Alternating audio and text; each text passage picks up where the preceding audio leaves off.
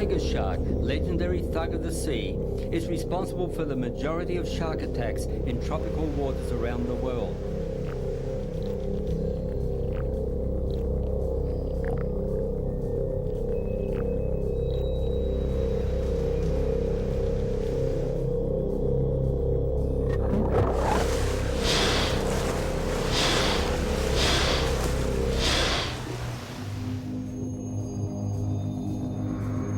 Perhaps the most horrific of tiger attacks occurred in July 1983 off Townsville in Australia, when Ray Boundy watched in horror as a 4-metre tiger attacked and killed his 2 crew members after their trawler capsized and sank.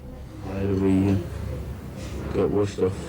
We all got washed into the water by a bit of slop, and the surfboard and bits of foam, and the life ring were about 5 feet away from us. And as it happened many times before, we made a quick dash sort of to try and get back to him and get out of the water, and Dennis just yelled. He said he'd had a hold of his bloody leg, and first off I didn't know sort of what to say, and I just yelled at him, to kick it as hard as he could with the other leg, and he kicked at it and kicked at it and kicked at it, and he was still on the surface of the water, and then he disappeared about 2 feet below the water. I could still see his hands above the water and trying to pull himself back up, sort of thing. Still kicking at it with the other feet. And when he came back up, he just said to me, as calm as what I'm talking to you, it's taking me freaking leg off. I just couldn't believe it, He just said, "You and Lindy Bolt." He said, "Get the bloody hell out of here." And I sort of hesitated, and I didn't want to leave him, but I knew there was absolutely nothing else I could do. I think he knew then he had no chance. And we just turned around and swam about 5 strokes back the other way, back into the tide, and I grabbed the life ring and now the bit of foam and just swam as hard as I could, dragging the bits of foam, and we got about 20 feet away before it attacked him again.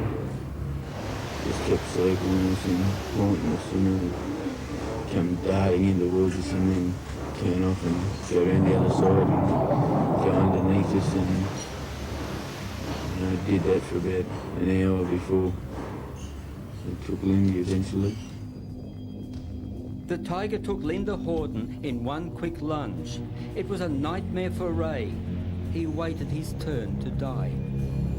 The tiger kept circling. In the morning, Ray found he was close to a coral reef, and the waves swept him over the reef into safe waters.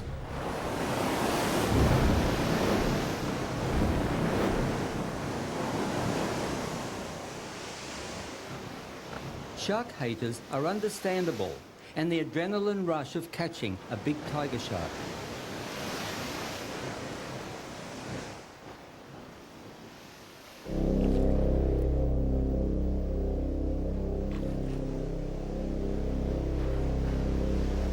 A smaller whaler shark takes the next bait.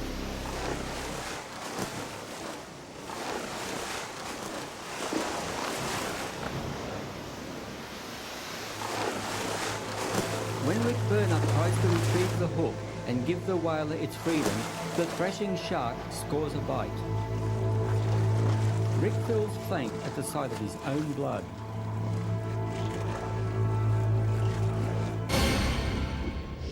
A big tiger moves in. The whaler is still hooked. There's blood in the water, mostly Rick's, and the tiger picks up the scent.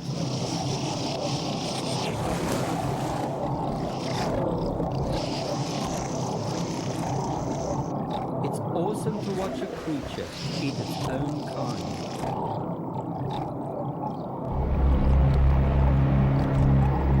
Various sensors play important roles. Sharks have the highest known electrical sensitivity in the animal kingdom.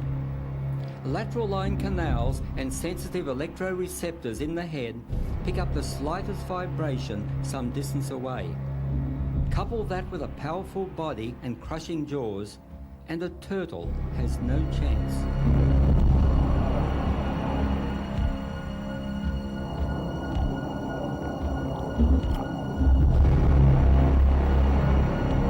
The eye goes white. That's a tough, movable membrane closing over the eye during feeding to protect it from damage.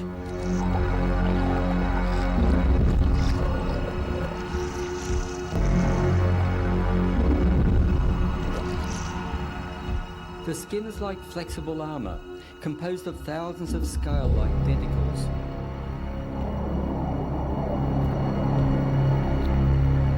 When mating, the male inserts one clasper into the genital opening to guide the sperm.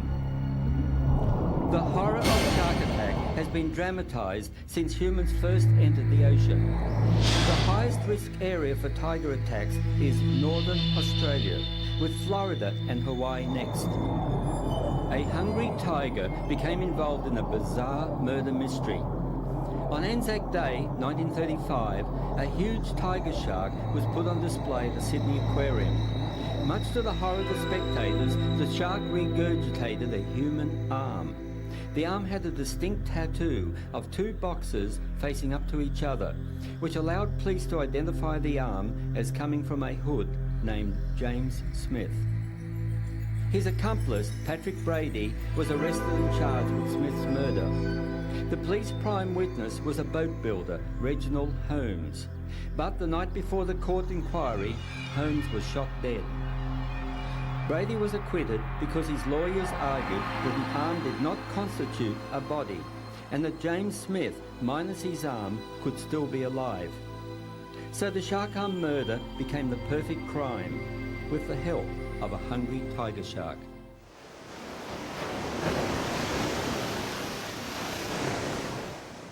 Along the ribbon reefs on Australia's Great Barrier Reef, I follow a game boat.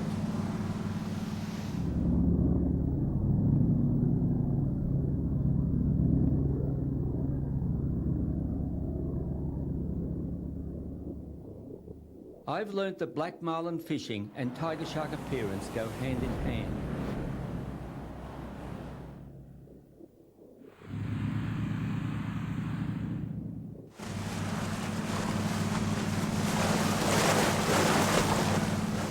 Just when the marlin is about to be tagged and released, a tiger falls upon the helpless, exhausted fish.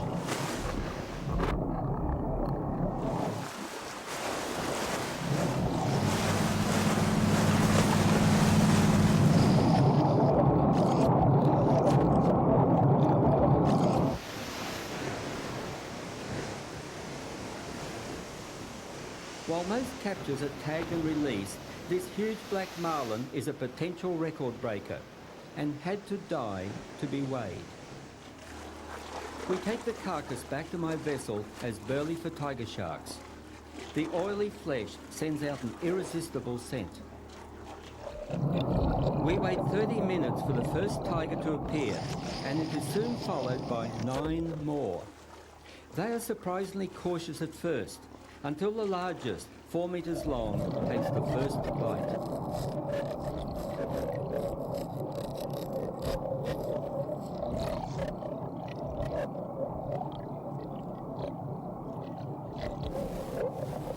Smaller whaler sharks quickly disperse.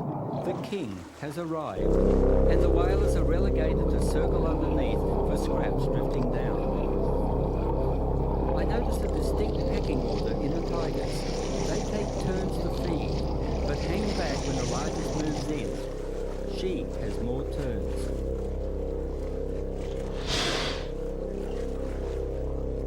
What a feeding machine.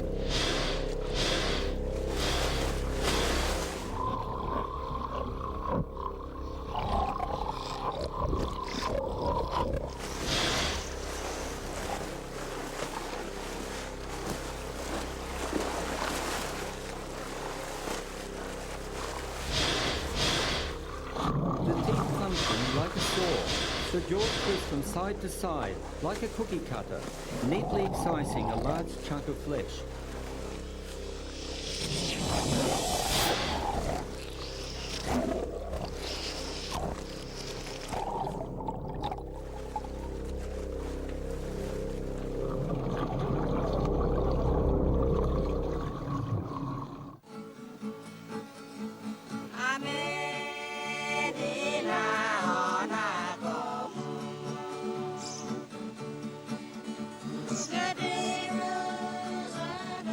Pacific Islanders understandably have a long cultural link with ocean creatures and view sharks from a variety of perspectives.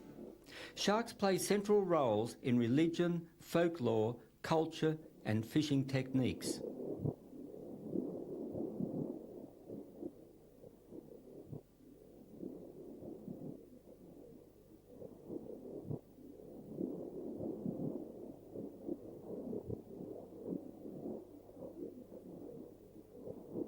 Islanders grow up with sharks and while recognising their danger have attitudes toward them quite different to us. Even so, there have been 136 recorded attacks.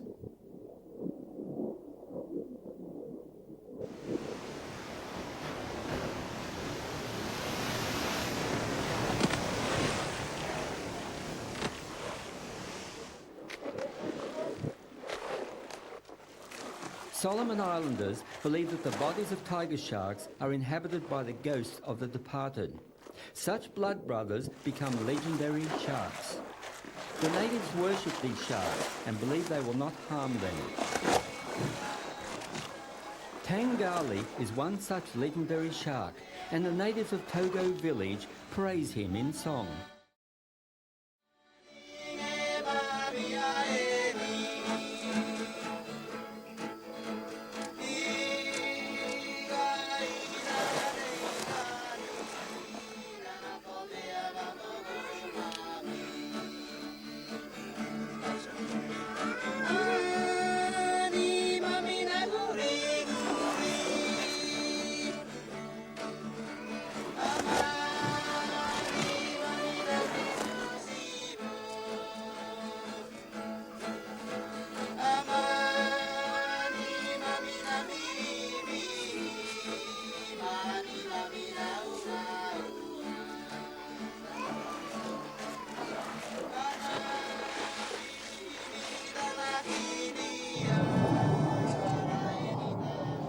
Tangali will protect us, they say.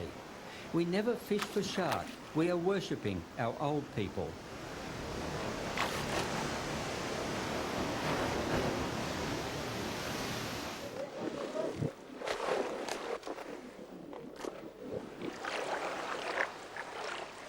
It is said that old Harry Jagaloo can actually call in his sacred shark, Gaetani. Harry chews betel nut to stimulate the magic he is about to perform.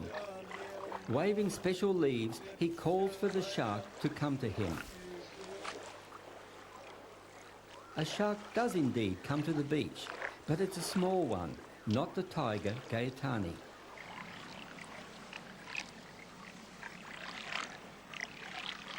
Harry needs to send a more powerful message.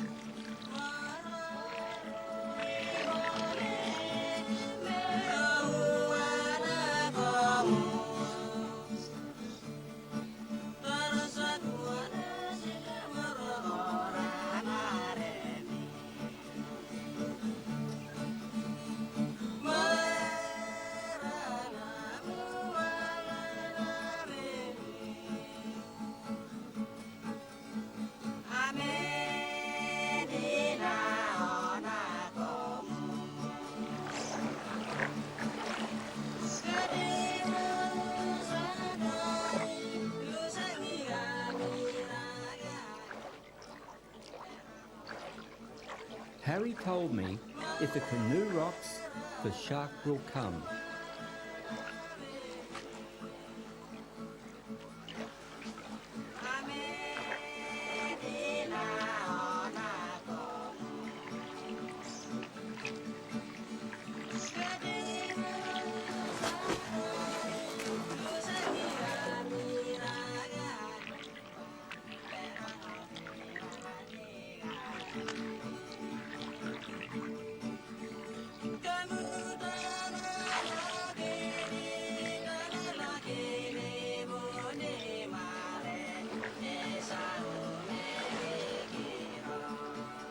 I've had a lifetime of experience with sharks, but never before seen anything like this.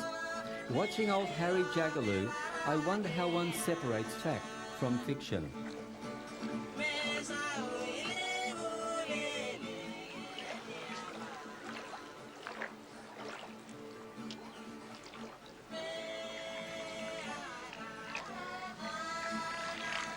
It seems these islanders share a special relationship with the tiger shark, a vital faith to enable them to harvest from the sea.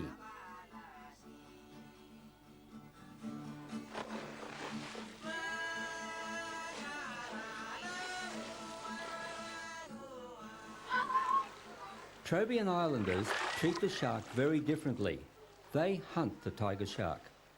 The leaves believed to have magical properties are taken by the hunters for a special purpose.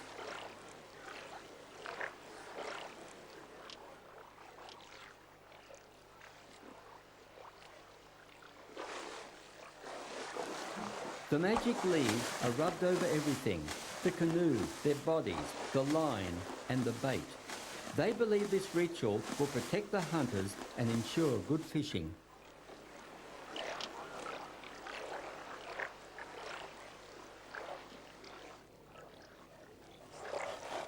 An ingenious rattle is used to attract the shark. It's made of coconut shells cut in half. The hunters know that the clackety-clack vibrations of the shells will draw the shark to the canoe, and then sight and smell will lead it to the bait.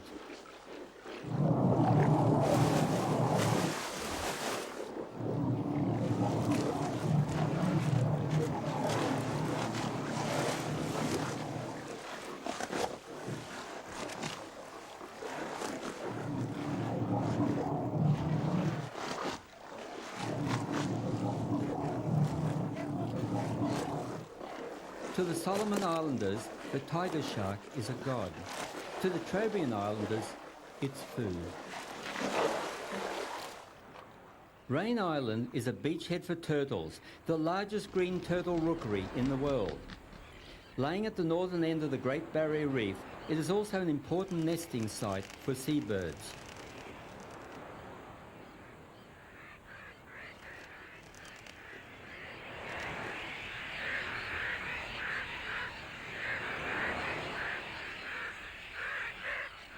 Hundreds of rotting carcasses and bleached bones form a graveyard of turtles.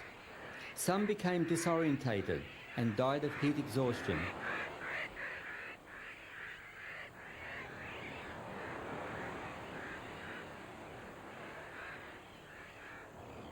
This one laid her eggs in the blistering heat of the day and died from dehydration before she reached the water. Now the tide laps the carcass and drifts it away for a sea burial. But it's not to be. It is the local tiger shark's daily routine to swim in close to the island in search of a meal in the late afternoon. I regularly time their appearance around 3 p.m.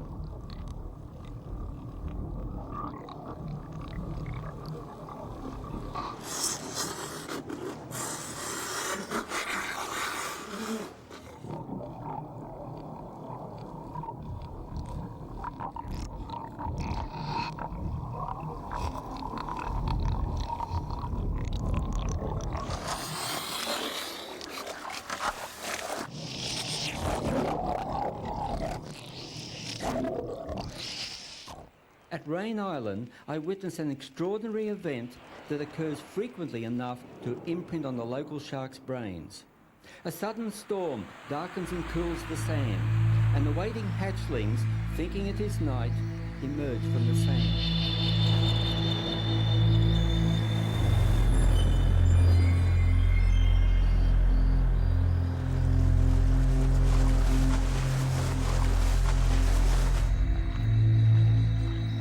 Several sharks are already waiting in the shallows. They know precisely what to expect, unlike the innocent baby turtles.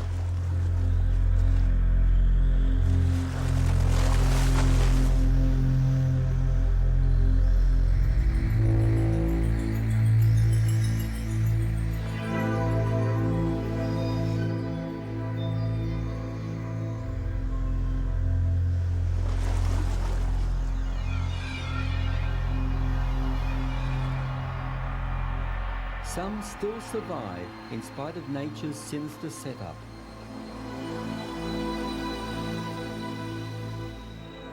The sun takes a terrible toll. It's over 50 degrees Celsius and no shade. In just one night, 14,000 turtles came up to lay. In one season, we counted 680 that died.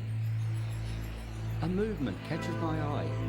How long has she lain here, upside down, after tumbling over the beach rock ledge?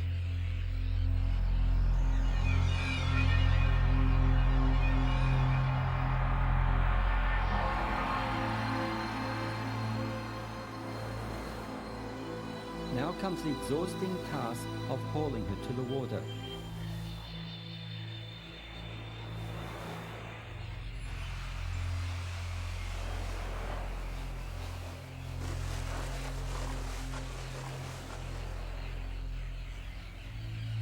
Freedom at last, but not quite. An expectant male is waiting for her. Even worse, it's after 3 p.m. and out of the deep comes a tiger on the prowl.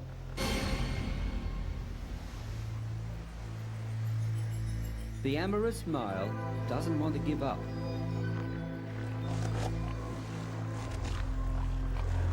He sees the tiger, but the female is too slow, too exhausted.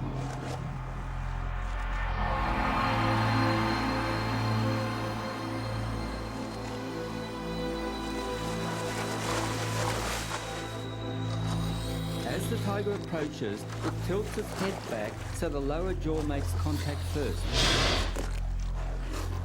The upper jaw then crunches down with a biting force of 3 tons per square centimetre. That's 20 bone-crushing tonnes per square inch.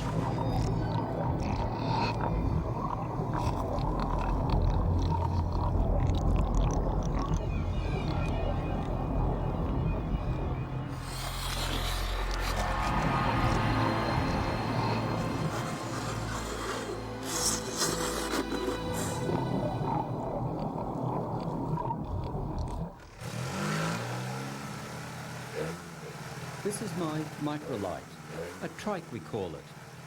I often use it for aerial surveillance, for collecting data on dugong, turtle, crocodile and tiger shark numbers.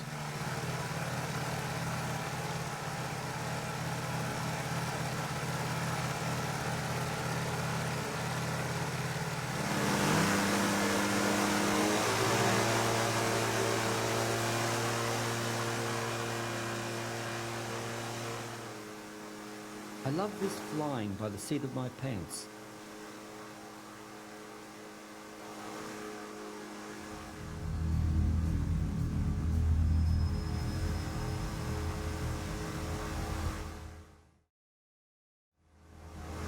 A tiger shark just 200 metres offshore and 5 kilometres from a popular tourist resort.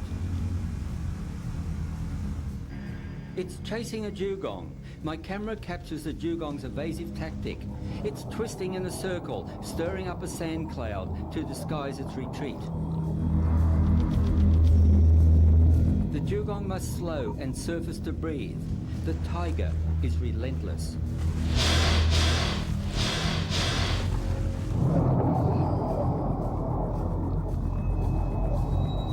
The tiger shark reaches a length of 5.5 metres. 4 metres is an average large one at an age of about 20 years.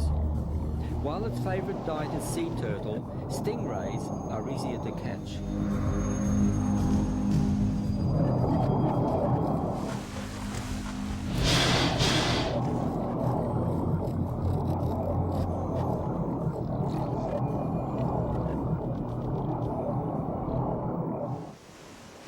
Bat Reef of Port Douglas is our base for tiger shark research.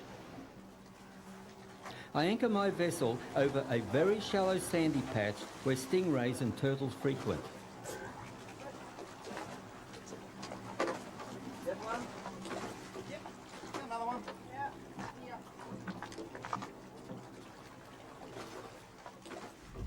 A stingray is used as bait and plenty of abattoir blood to go with it.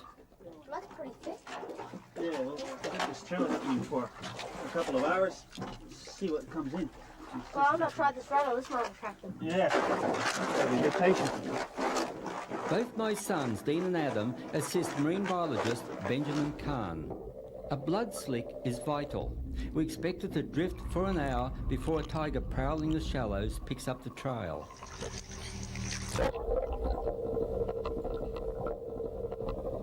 Suckerfish arrive promptly. We wonder where their host is. With a long wait ahead and nothing much to do, Dean has sport with the remoras.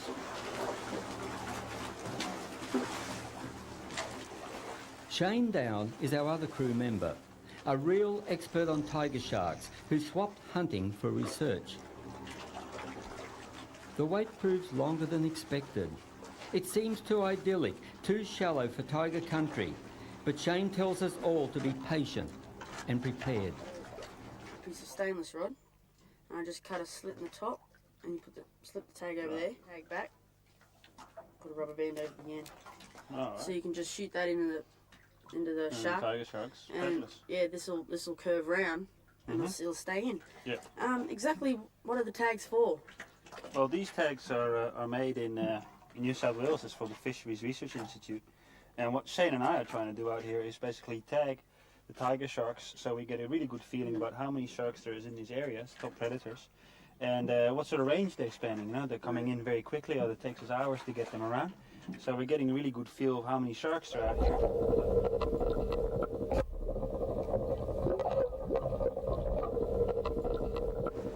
Our first shark, not a tiger, a tawny shark, a harmless, clumsy creature, but quite photogenic.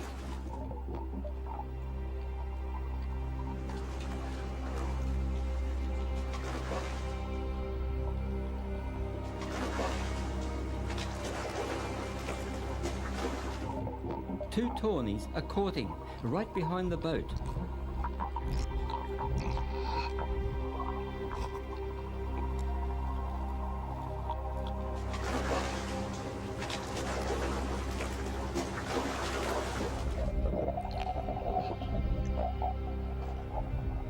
This is about as nasty as a tawny can get. The bite is small, the teeth really grinders for crushing shellfish. They suck when they bite.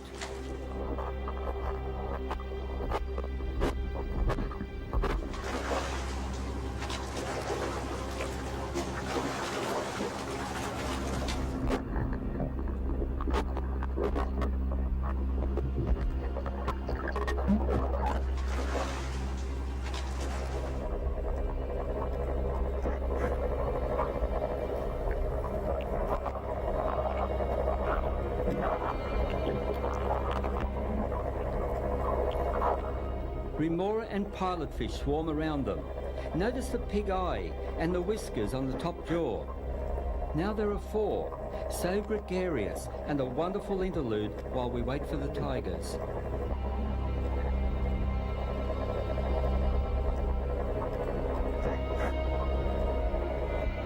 I love their curiosity for our cameras and the way they suck at the lens.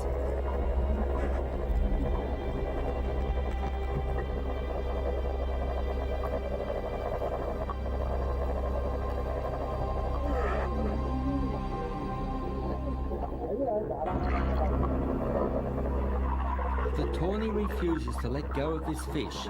It's much too big to go down its throat. Shane knows the right time to play with the shark, when it literally has its mouthful.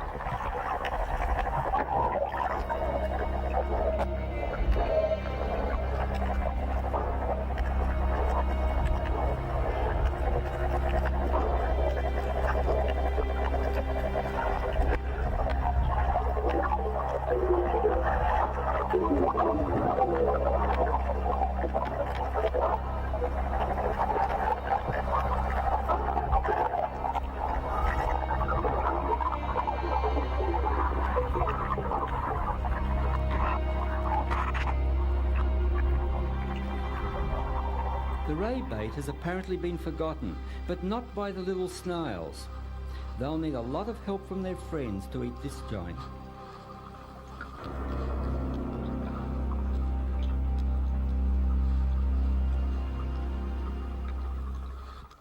The hours roll on, and still no tiger.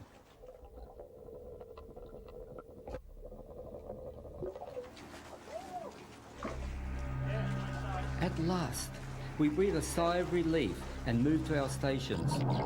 It looks like a 4-metre female. She's wary, and we patiently wait for her to grab the bait.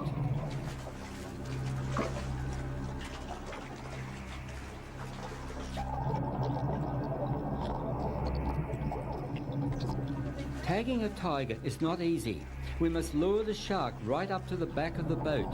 An impatient pull on the line can spook the shark away. And here it comes down low.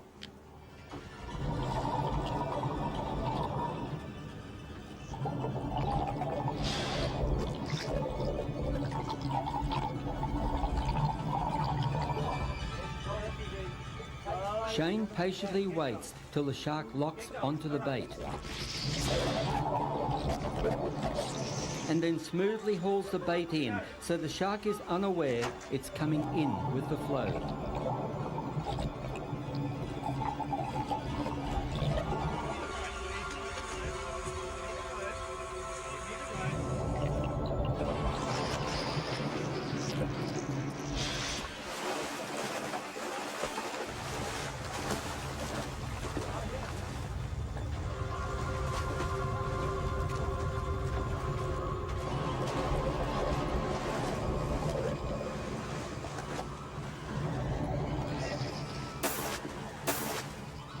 Perfect shot.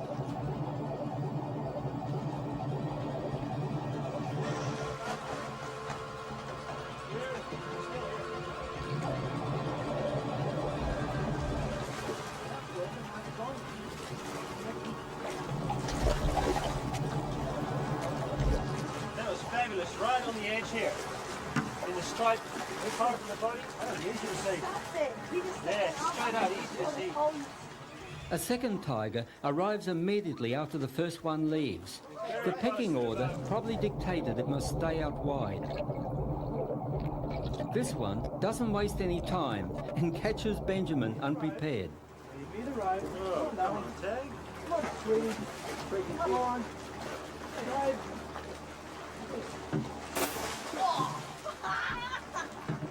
Right in the face! And another one here comes down.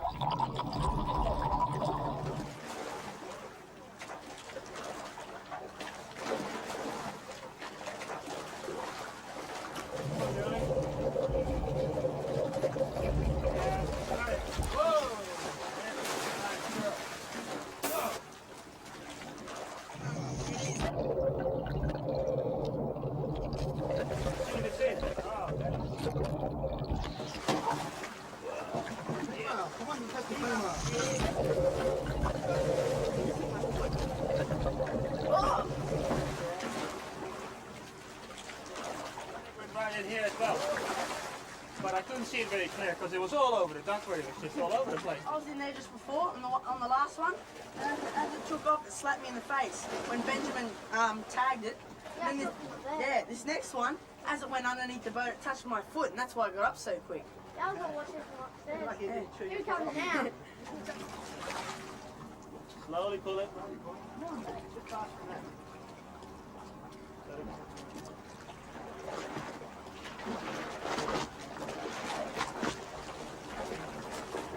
Keep slowly pulling it. Yes, that's it. All right, pull.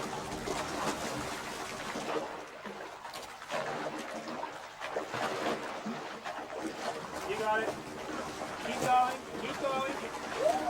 Feel the pressure. Keep going. You got it. In. Pull it in. Come on.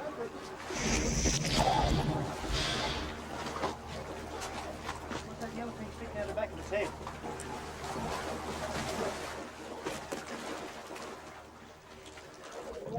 You're crazy, Shane. Remember, wait until the shark has its mouth full.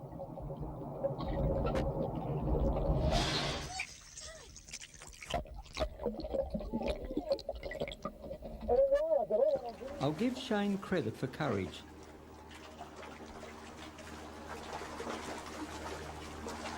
Shane saw an old tag in the tiger's head, but it's moving away.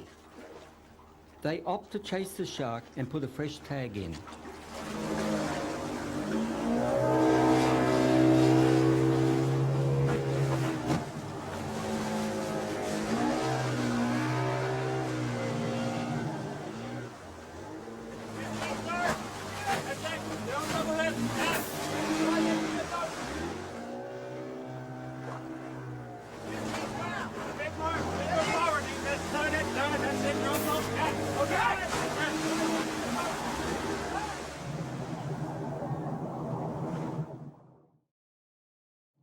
Hi Dean, could you grab me a tag please? Yep, sure.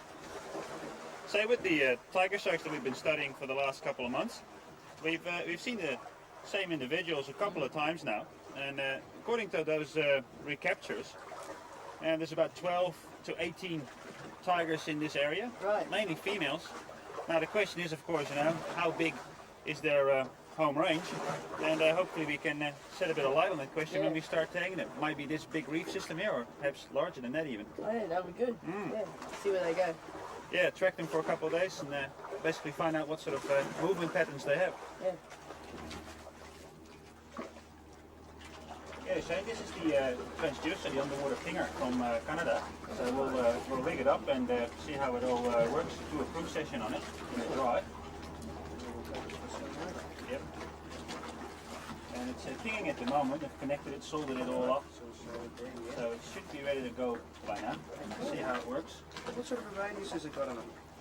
Close to 4 nautical miles, but it depends a lot on your reef topography, I would guess. Yeah. And yes, Interesting, anyway. all right, here we go. Shane and I have prepared the pinger and hydrophone setup.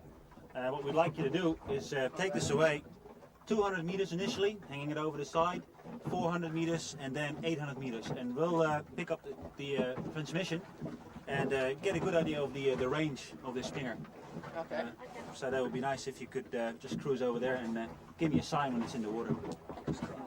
Okay, John.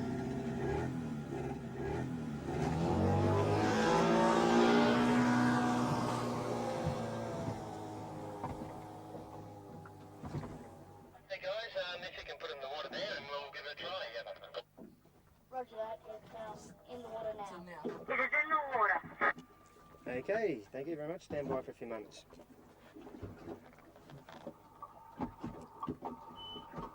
How's that going? Okay guys, that worked out really well. We're getting a really good signal there. If you could go another couple of 100 metres out. And then we'll try it again. Alright, let's go.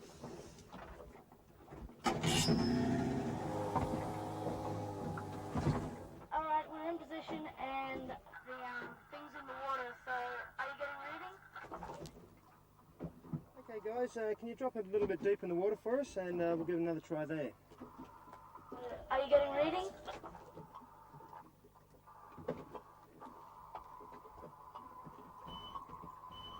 And yeah, we're getting a fairly good reading at that. That is quite good. It's straight over. Oh, that's good. We need more bait. The whole operation starts over again, this time with a scientific goal to track the natural movements of a tiger shark.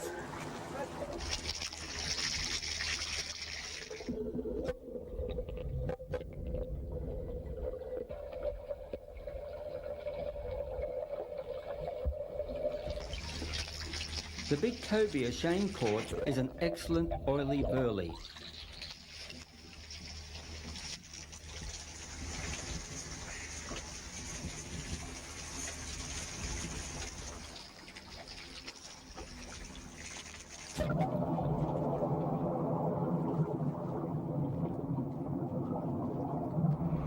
Of course, the tawny shark arrives first.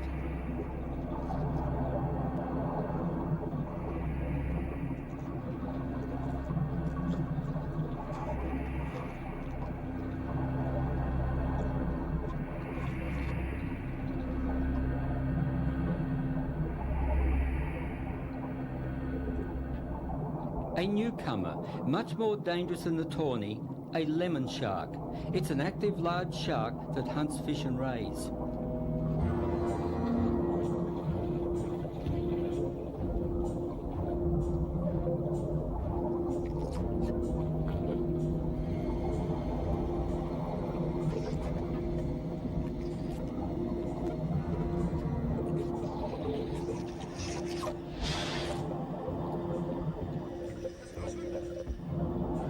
Awesome teeth. I'm leaning right over with my underwater camera, and the bait rope snags my body and topples me in.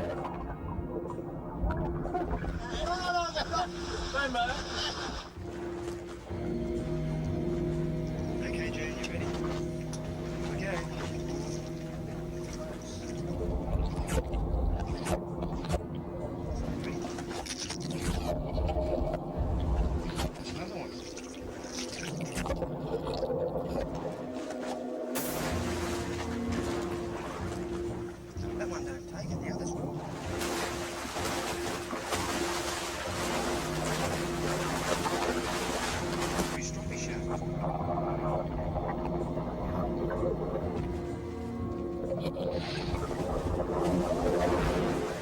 Lemon sharks are not on our tagging agenda, but their record may be useful for future shark projects.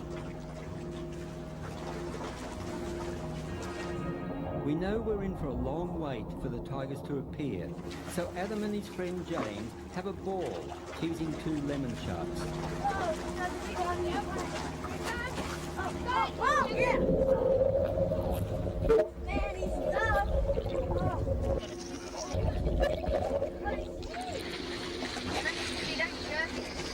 Otherwise, you won't get a teeth in?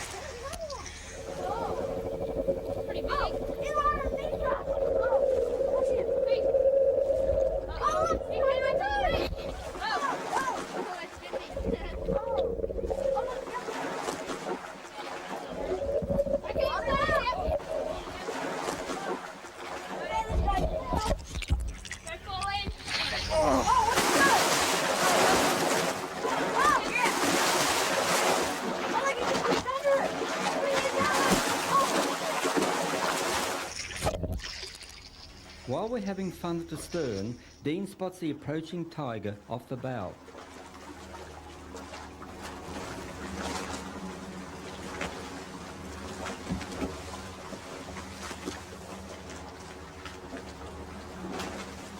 The team are going to work from Shane's boat this time.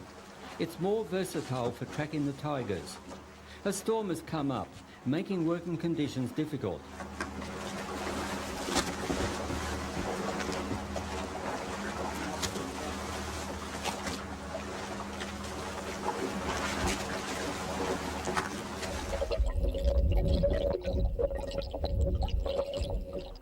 Still tied to my vessel, but hanging well back, they offer the shark a pile of rich-smelling burley.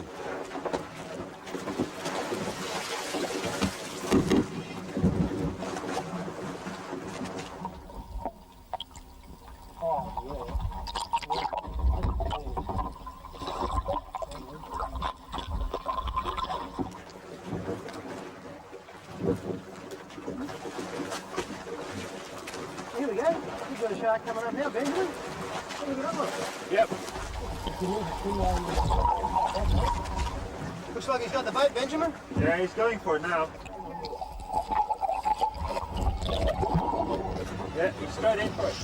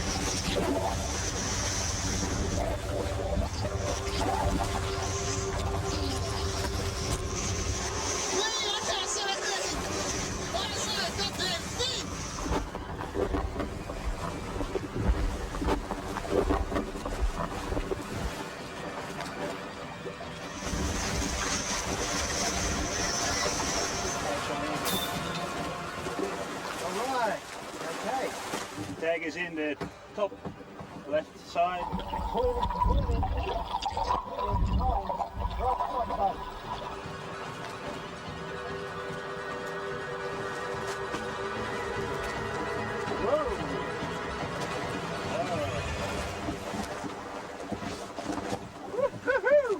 That tag is nice and very deep.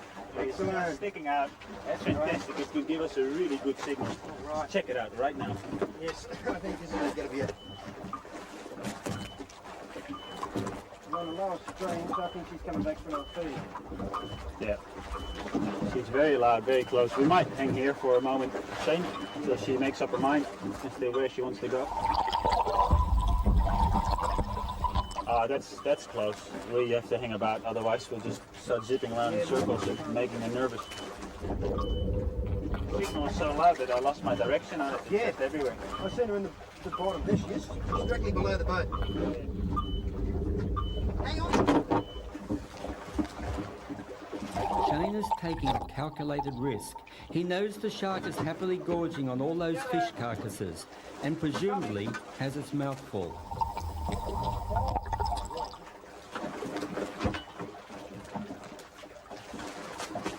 Come on in. Let us have a look at it. Come on in.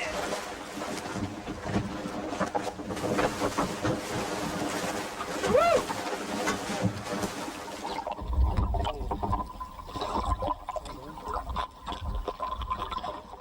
Benjamin is too caught up in the excitement to give it a second thought.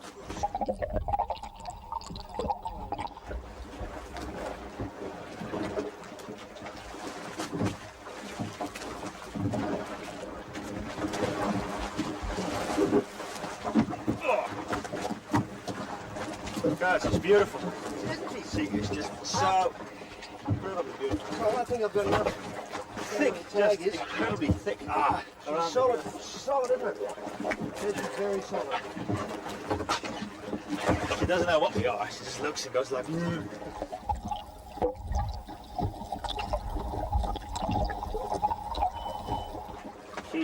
She's getting a bit faint, Shane, and fairly variable. I think we better get the anchor up and start tracking the tiger shark. Yeah, I think that's a good idea before she gets too far away, so we can get a good track on her. Roll.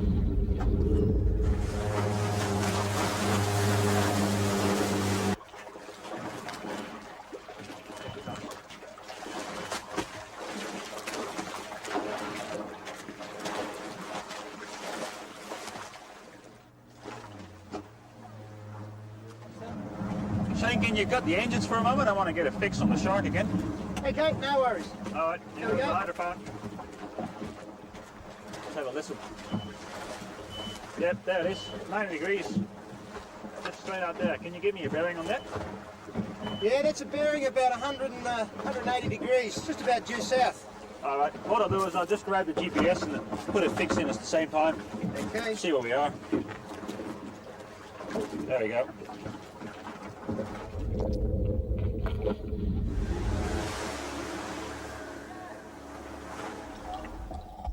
We've learnt most of the tigers that come in to feed are females.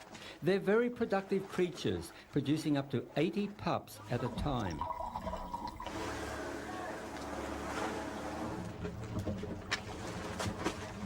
Okay, Benjamin, when you're ready.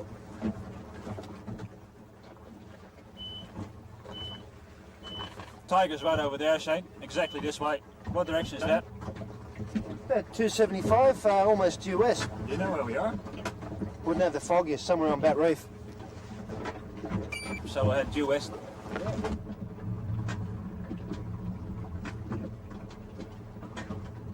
Just got another GPS fix, Shane. I'll just put it in the chart, see where we are.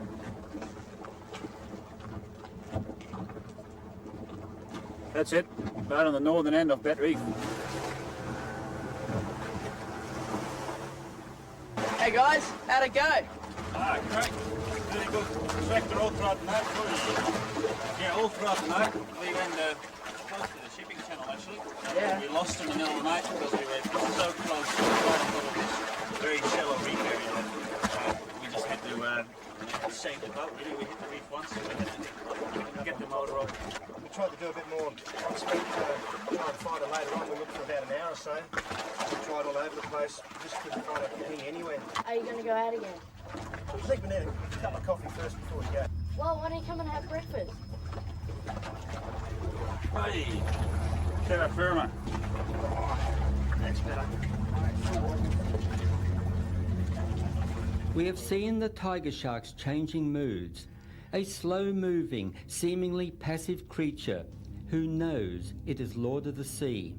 which then becomes a calculating, relentless feeding machine that does not stop until all is consumed.